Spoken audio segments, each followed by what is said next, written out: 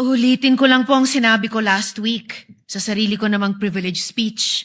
Ganito na ba kababa ang inaabot ng politika sa Pilipinas?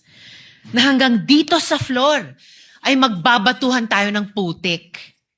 Sanay naman tayo sa pakikipagdebate, pagtanggap ng batikos at pagsagot sa mahihirap na tanong. So, hindi ako sensitibo sa puna. Sanay ako dyan.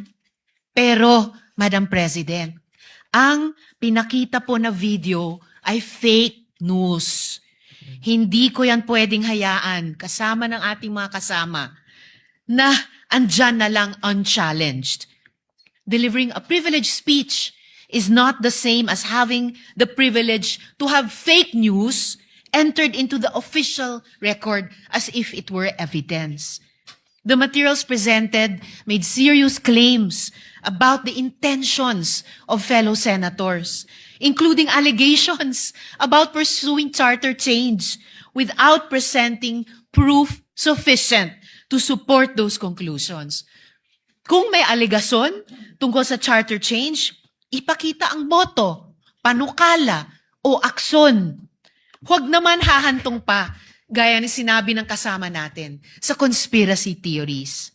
Dear colleagues, we can argue hard without lowering the dignity of this chamber. Last week, nag-privilege speech po ako tungkol sa barilan dito sa Senado.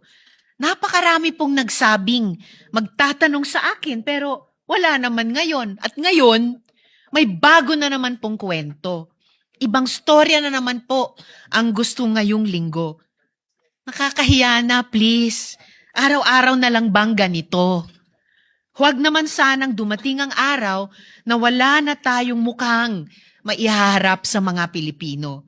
At for the record, gaya din ng sinabi ng maraming kasama, malinaw naman ang track record ko na mariin na pagtuto sa charter change at gaya ng sinabi ng mga kasama, wala pong pinag-usapang charter change.